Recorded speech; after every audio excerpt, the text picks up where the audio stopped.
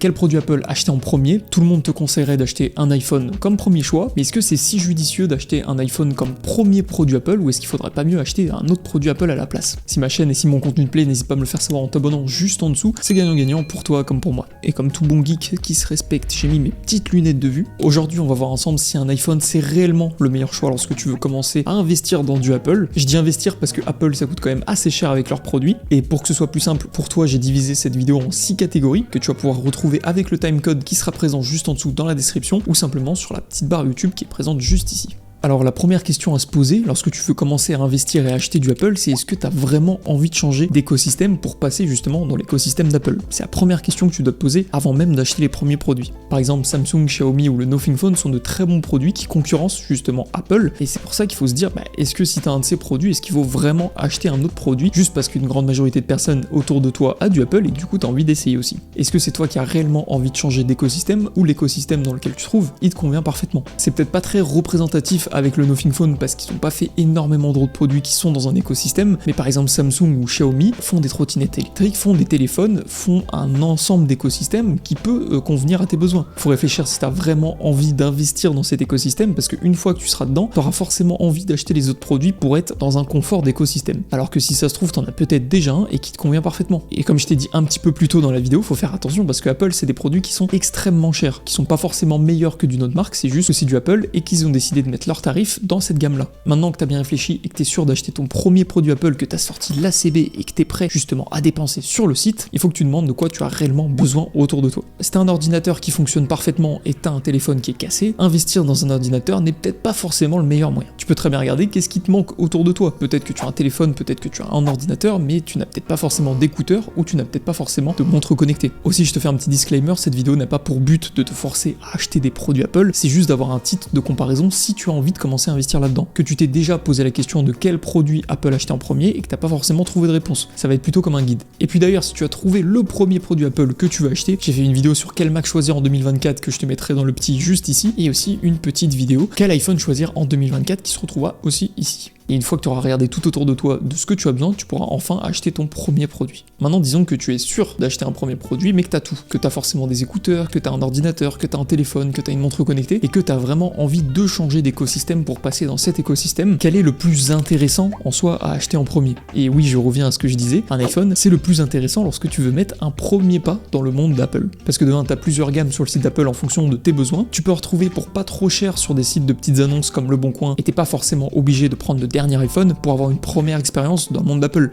Investir déjà dans les derniers iPhones qui supportent iOS 17, je sais plus combien. Comme ça, tu vas avoir les dernières mises à jour de sécurité, en même temps les dernières fonctionnalités que tu peux retrouver sur un iPhone. Et ça te permettra d'avoir une première expérience justement avec l'interface d'iOS. Mais disons que même si l'iPhone c'est plus intéressant à acheter en premier, toi t'as peut-être un téléphone qui fonctionne parfaitement, le dernier Samsung, le dernier Xiaomi, et c'est pour ça que je vais utiliser des cas concrets en fonction de ce que toi tu pourrais réellement avoir besoin comme premier produit. Si tu as un téléphone qui fonctionne bien, un ordinateur qui fonctionne bien, que tu t'en fous un petit peu d'Apple, le mieux ça va être d'acheter des AirPods. Parce que même si c'est des écouteurs qui sont un petit peu chers par rapport à d'autres gammes concurrentes comme les Galaxy Buds, et c'est quand même de très bons écouteurs si tu veux faire un premier pas dans le monde d'Apple et que tu sais que par la suite tu vas acheter un iPhone ou un Mac et que tes AirPods vont se connecter directement avec soit ton iPhone, soit ton Mac par la suite. Après ça c'est bien sûr si tu as un petit peu d'argent, parce qu'il y a plein d'autres produits d'autres marques qui font très bien le taf et que tu peux connecter aussi assez simplement avec un iPhone ou avec un Mac par la suite. Donc c'est à toi de voir. Et puis ça fait partie des produits qui coûtent pas trop cher on va dire, parce qu'après si c'est pour acheter un AirTag, tu vas pas faire grand chose avec ton premier produit Apple.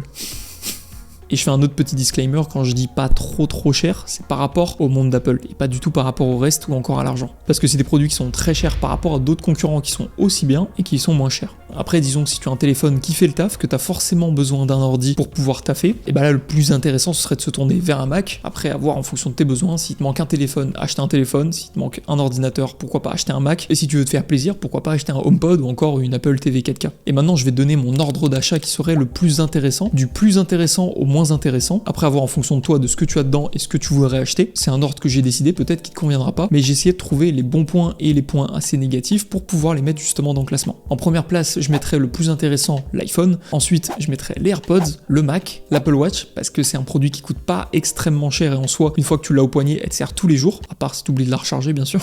L'iPad, et oui, j'ai mis l'iPad derrière l'Apple Watch parce qu'il y a énormément de personnes qui ont un iPad et qui ne s'en servent pas. Parce qu'en fait, c'est pas pour leurs besoins et c'est assez compliqué de trouver des réels besoins d'avoir un iPad constamment sur soi. Alors qu'une Apple Watch, c'est plus petit, ça te permet de au moins lire l'heure si vraiment tu veux pas utiliser les fonctionnalités et ça coûte à peu près moins cher que l'iPad. Et après, en dernier, le HomePod et l'Apple TV parce que ça, c'est vraiment des gadgets en plus qui vont pas forcément être nécessaires si tu veux faire un premier pas dans le monde d'Apple. Et oui, j'ai mis les Mac en 3ème position parce que c'est des produits qui sont quand même très qualitatifs. À chaque fois que j'ai eu un ordinateur portable, c'était souvent galère lorsque je voulais bosser dessus, il tenait pas forcément assez sur le long terme, et puis dès que j'ai eu mon Mac, ça fait depuis 2021, donc ça fait bientôt 3 ans que j'ai ce Mac, et il tient toujours parfaitement. Donc là, désolé là-dessus, je suis plus Team Mac que Team PC fixe, ou Team PC.